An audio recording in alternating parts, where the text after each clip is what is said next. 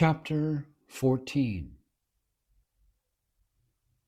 On the Path to Renunciation. How the spiritual genius of Sri Ramakrishna created a band of a new type of sannyasin in India, with renunciation as their sheet anchor, is known to all, though not fully comprehended in proper perspective. The one striking thing that had immensely impressed Kali Prasad ever since he came in close contact with Sri Ramakrishna was the hallmark of renunciation stamped on his spiritual nature. To him, the saint of Dakshineswar appeared as renunciation incarnate, and to live the life of renunciation became his motto since then. A religious prophet worth his name truly represents himself through renunciation. At a time when the true significance and meaning of renunciation were almost lost to us, it was he who became the most shining example of it. As days went by in close association with the Master, Kali Prasad came to realize gradually that Sri Ramakrishna was a strange prophet in whom all contradictions in religion, as well in all fields of human life, became harmonized. How was it possible? This question, we might conjecture, must have troubled the mind of the young disciple during his early days of spiritual apprenticeship. Did his practice of renunciation mean philosophy of escapism or world negation? Emphatically no. The life story of Sri Ramakrishna reveals to us that he was a strong advocate of renunciation. The essence of the Gita, according to him, was detachment from everything. In latter life, as we all know, he could not touch metal, and even unconscious contact produced shooting pain in his nerves. And this is perhaps the reason that when his young disciples were alone, he would invariably inspire them to the ideals of renunciation, pointing out to them the frailties of the world. All that he wanted was that his would-be messengers should be torchbearers of renunciation. Again and again, the Master would inculcate upon their minds the highest ideal of renunciation as the bedrock of spiritual life. Before the Master fell seriously ill, necessitating his removal from Dakshineswar to Calcutta, it was obvious that Kali Prasad and the other young aspirants were being gradually led to the highest reaches of spirituality by acquiring a new outlook on life, which was sanctified by the ideals of renunciation as taught by Sri Ramakrishna. Of the chosen 11, only 3, Kali Prasad, Latu, and Sashi, were privileged to live there all the time, attending to the ailing Master. It was at the Shyamkupur house that Sri Ramakrishna took particular care in teaching the boys around him the lessons on renunciation as expounded by Sri Krishna in the Gita. It was during this period of 2.5 months as a constant stay with the Master that Kali Prasad took special interest in reading the Gita exclusively and attentively. Ever since he came to be acquainted with the term Tyaga, or renunciation, he put his entire mind on it with a view of grasping the true import of it in the context of spiritual practice. A copy of the Bhagavad Gita was his constant companion in those days. One of the remarkable characteristics of Swami Abhedananda was this, that he left nothing done in his pursuit to spiritual realization from even the earliest stage of his association with the Master. He was never dogmatic or hidebound scholar, yet he always wanted to enter into the core of things, and as such his approach to any issue was direct. When one day at noon he was attending the Master, with a copy of the Gita placed on his lap with its pages open, Sri Ramakrishna told him, "What does the Gita teach? If you wish to know it, repeat the name Gita 10 times in quick succession. Gita, Gita. It will sound like Tagi, Tagi, which has the same meaning as the Sanskrit word Tagi, that is, one who has renounced everything of the world for the sake of the Lord. This simple and original teaching of the Master was quite indicative to the disciple, and it is on record that since then nothing but discourses on renunciation appealed to him most. He wanted to know the core of the teaching of this great book.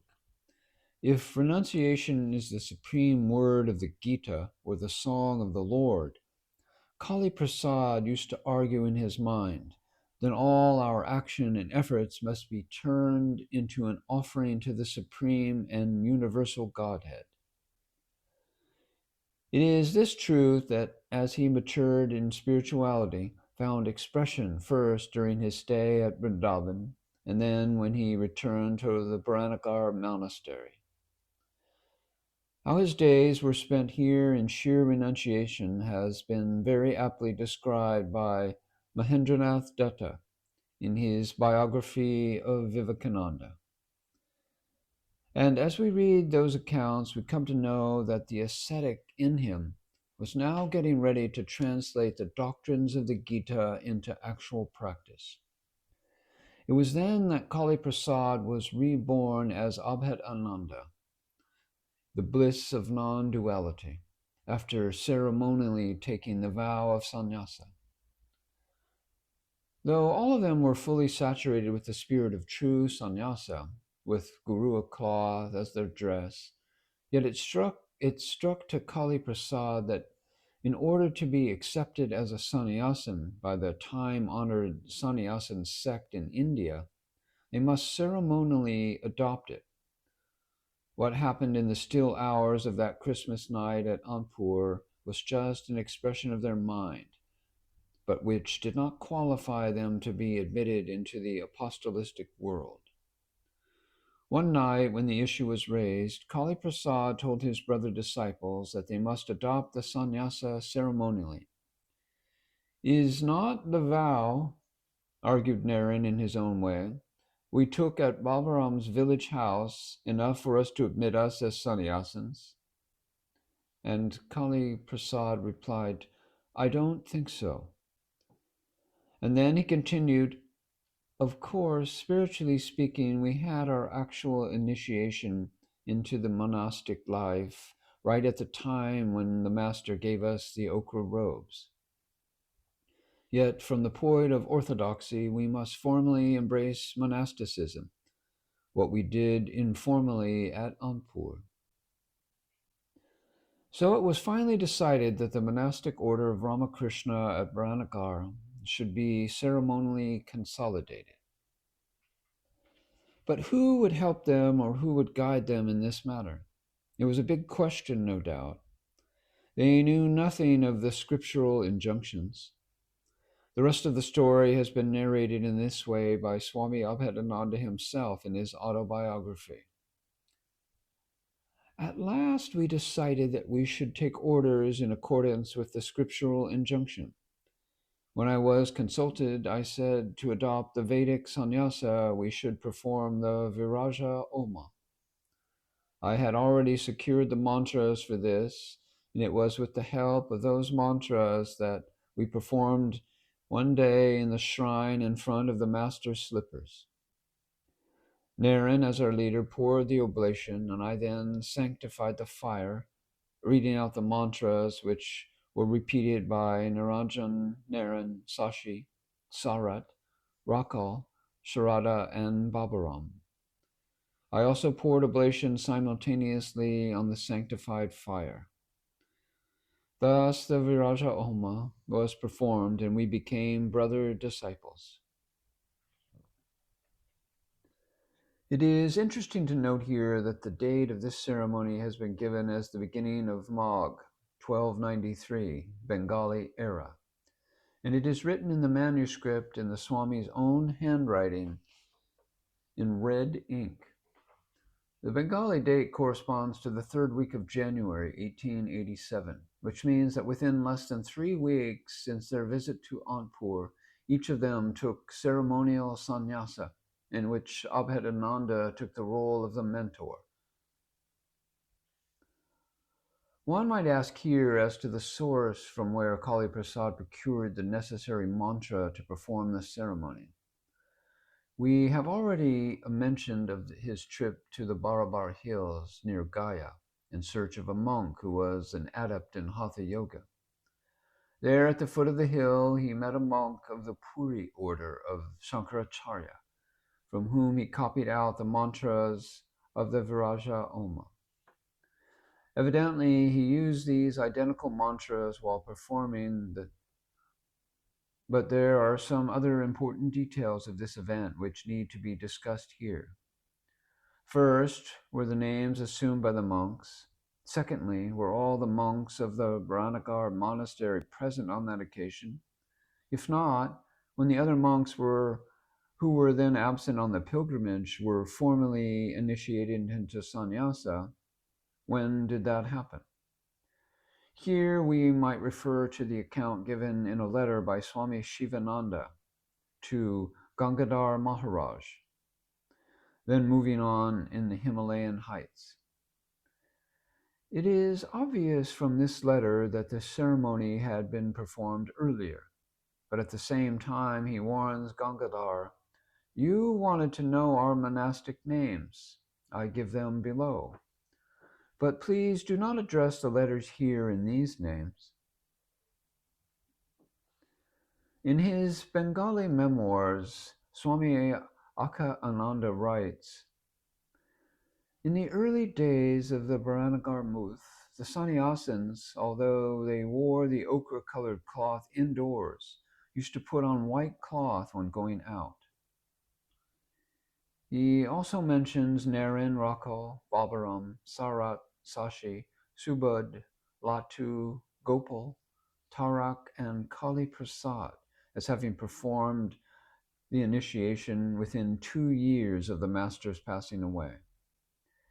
The account of adopting the ceremonial sannyasa as given in the main biography of Swami Vivekananda may also be reproduced here to make our narration complete.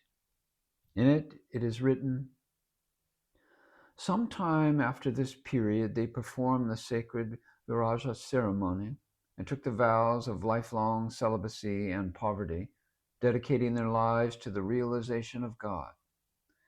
The old names were changed for new ones to complete their severance from the old world and its association.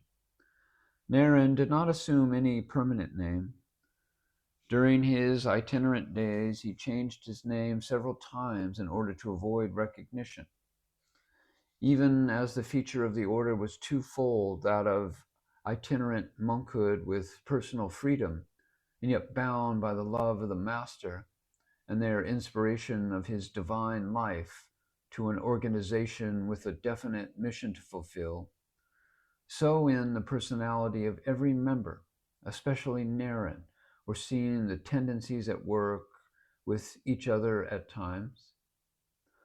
Loyalty to the Muth and its mission was at variance very often with the traditional ideal of monasticism, and there were times when it seemed the sadhu tendency would force them to be isolated in the sannyasin's life in spite of themselves. In a sense, it was a sort of revolution, for by adopting the ceremonial sannyasa, the young disciples of Ramakrishna were invested with actual authority to take the path of absolute renunciation. To enter into the order of sannyasin, one has got to perform one's funeral service, and this is why a sannyasin is called a man reborn. We have seen that after the ceremony was over on that January day in the year 1887 at the Baranagar monastery, Kali Prasad was reborn as a monk of the Ramakrishna order with the name Abhedananda. Truly, he was named as such, for he had perennial delight in following the path of non-differentiation between dualism and non-dualism, between purity and impurity. In fact, at the time of initiating him, the master himself had inscribed 2 lines of Sanskrit on him, and they mean, "Do thou enter into the sanctuary of the blessedness, so that you may transcend the sense of duality between purity and impurity. When the 2 extremities converge at a point, you will realize the Divine Mother." And when the master wrote this on his tongue with his finger, Kali Prasad was transformed into Abhedananda. The indication of the words were clear to him, and his lifelong spiritual experience and the manner in which he lived and moved as a world teacher bear ample justification for the name assumed by him after adopting the vow of a true sannyasin since the time of Shankaracharya. But none perhaps to show in his life how he could be an ideal sannyasin, a sannyasin untouched by the world, and yet living and moving in it, just as his great master had shown. India has seen many a sannyasin since the time of Shankaracharya, but none perhaps stand in comparison to Sri Ramakrishna. Though he had none of the outward marks to identify him as a sannyasin, yet the spirit of renunciation was so remarkable in his nature that it assigned to him the title of a true sannyasin, and could not be otherwise in the case of his disciples as well. Each was as great and glorious as could be imagined in pursuit of renunciation. Each of them was destined to become a sannyasin, a world-renouncing saint, as prophesied by the Master. But at the same time, the spiritual sons of Ramakrishna did not end their lives devoted exclusively to the realization of divinity. They lived in the midst of worldly-minded people. They were entrusted with the duty of setting up an example of sannyasa, unheard of in the annals of spiritual history of India. They were set the example of perfectly God-centered life, not divested of social consciousness. They were to live in the society as practical illustrations of the possibility of perfect harmony between the life of action and the life of renunciation, between the sane and sober life of a rationalistic and the divine madness of God-intoxicated devotees. In short, they were to demonstrate something which was undreamt of in the time-honored order of the sannyasin in India. This sort of reconciliation was the need of the age in which they appeared. This was evidently manifested in the lives of Swami Vivekananda and Swami Abhedananda.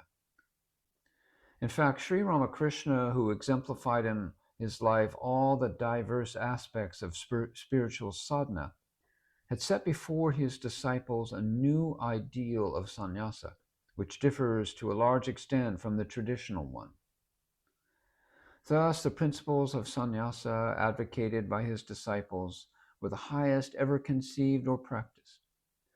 Thus, the monastery at Baranagar was an instrument in importing new ideal of sannyasa into the worldly life, to make the world perfect and to furnish the spiritual basis or a socialist order of human relations. It was indeed a silent revolution that occurred at the Baranagar monastery as the young boys confirmed their apostolistic life before the sacred fire of the Raja Homa, which they performed on that memorable day. Now let us have a glimpse into the life of the young monks living at the new monastery. Their entire atmosphere of that dilapidated sanctuary was charged with the spirit of the Master, and it was not for nothing that Swami Vivekananda in his later days used to say quite often, "Baranagar is synonymous with spiritual sadhana." And if the garden of Dakshineswar was literally saturated with the divine presence and blessedness thereof, the monastery at Baranagar was nonetheless so. For there these young men who sat at the feet of Sri Ramakrishna developed, in a great measure, their strength and holiness. There they lived on what chance would bring. We have the most vivid description of the life at Baranagarmuth in the main biography of Swami Vivekananda, from which we quote here the following lines. They vied with one another in doing the household tasks, even the most menial ones. Many were the days when there was nothing to eat, but the spiritual discourses, meditation, and singing went on as though their bodies did not exist. Their only clothes were the kalpan, the loincloth, and a few garua pieces. A mat on the floor sufficed for their bed. Sometimes there came the guardians and relatives of the young monks, hoping to induce them to return to worldly life, but of no avail. The monks were inexorable. Their renunciation was complete and final. In this connection, one is also reminded of what Swami Vivekananda himself once told to one of his disciples who wanted to know of his life at the Baranagarmuth. We were sannyasins, he said in a reminiscent mood. We used to live on what chance brought. There were days at the Baranagarmuth when we had nothing to eat. If there was rice, salt was lacking. Some days that was all we had, but nobody cared. The leaves of the bimba creeper boiled, salt and rice. This was our diet for months. Oh, what days!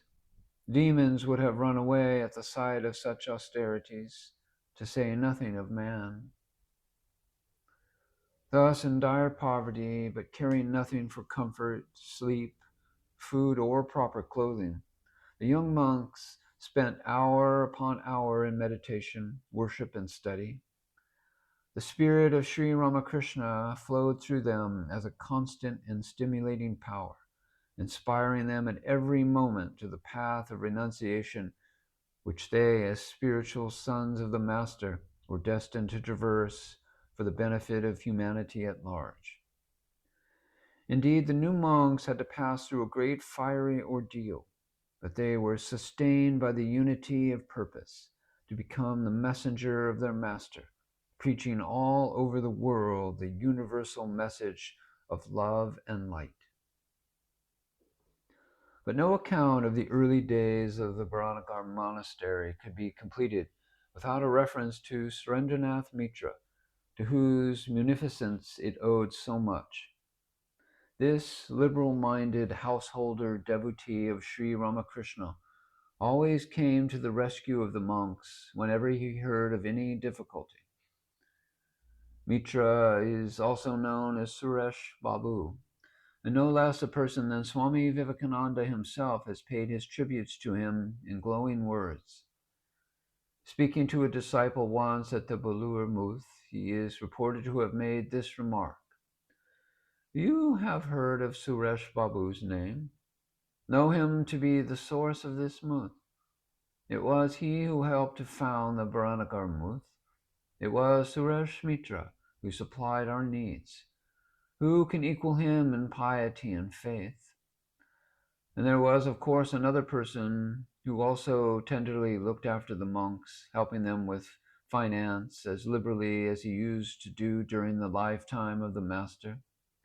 He was Balaram Bose, the most well-known and kind-hearted householder devotee of Sri Ramakrishna. It is on record that Balaram Babu could never relish rich food when the Master's sons fared otherwise.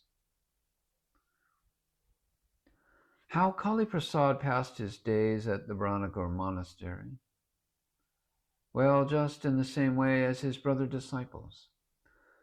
But most of his time would be spent in study and deep meditation, which brought to him the distinction of being called Kali Tapasi and Kali Vedanti. None deserved the epithets as he did. Pure knowledge, or Visuddha Jnana, was what he aspired for during this period of his monastic life. It was during this time that he composed in Sanskrit hymns to the Master and the Holy Mother, who on hearing them was so much pleased that she blessed him, saying, May the goddess of learning reside on your tongue. It was indeed a prophetic utterance, as the subsequent life of Swami Abhedananda showed. In the Bharanakar monastery, most of his hours were consumed in the study of philosophy, and it was from this time that Abhedananda began to develop most original lines of thought indicative of the future teacher. Originality was mother trait of his spiritual nature, as it was his other brother disciples. The spiritual atmosphere in this place was wonderful insofar as it related to the flowering of the soul of the future Abhedananda. And when, on the day he received from the hands of the Holy Mother a rosary of Rudraksha, it at once reminded him of the day when he had the privilege of having the benediction from the Master at Dakshineswar. On the occasion as he received the Mother's grace, he saw in it the unseen hands of the ever-merciful Master.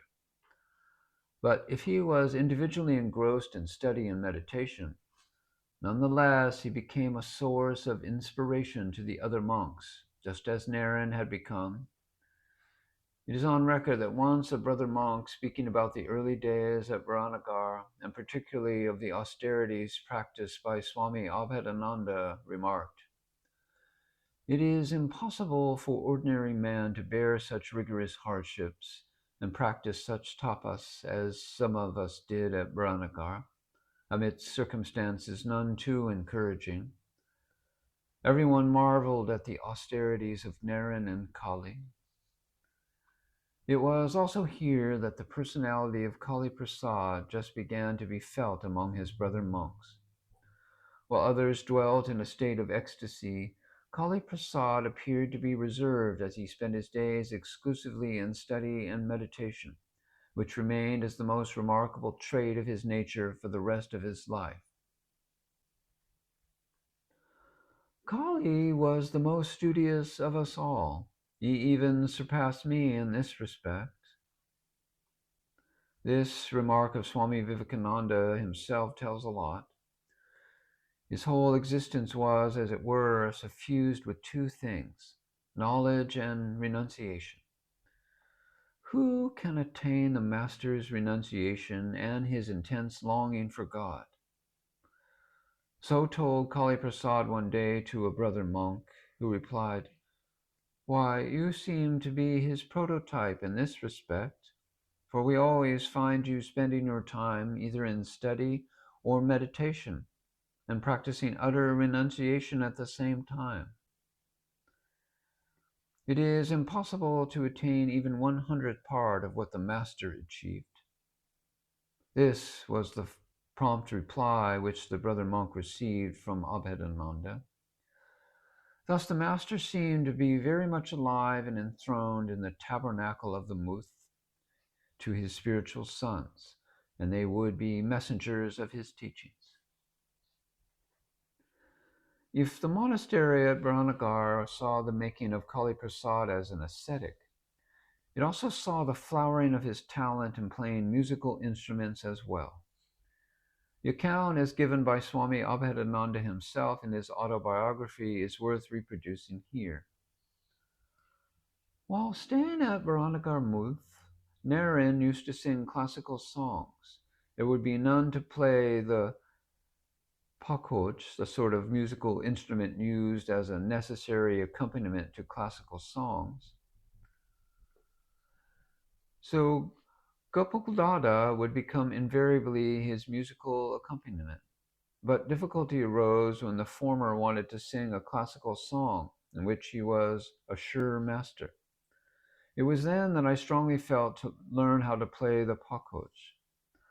I then went straight to Gopal Mulik, the renowned pakhoj player of Calcutta in those days, and expressed to him my desire to learn the instrument. He readily consented to my proposal and began to teach me. I used to note down carefully the preliminary lessons at his place, then returned to Baranagar and practiced diligently. I had, of course, proficiency in counting all the talas, or the rhymes, for which Naren used to praise me. Then I acquired skill in playing the instrument within a short time, And thereafter, whenever Naren would sing a classical song, I would sit beside him and play. It is needless to mention here that afterwards I also learnt how to handle the tabla and practice it regularly sometimes. Even I learnt how to play the rindanga at the time of Sankirtan. So it was not the study of philosophy or the practice of austerities or deep meditation alone that characterized his days at Brahnagar Monastery. They were also spent in aesthetic culture. Thus, Kali Prasad passed his days here in meditation, song, and study. And if Brahnagar was synonymous with spiritual sadhana, it was equally synonymous with the cultural upliftment of the young monks, who regarded culture as sacred and essential as the practice of religion.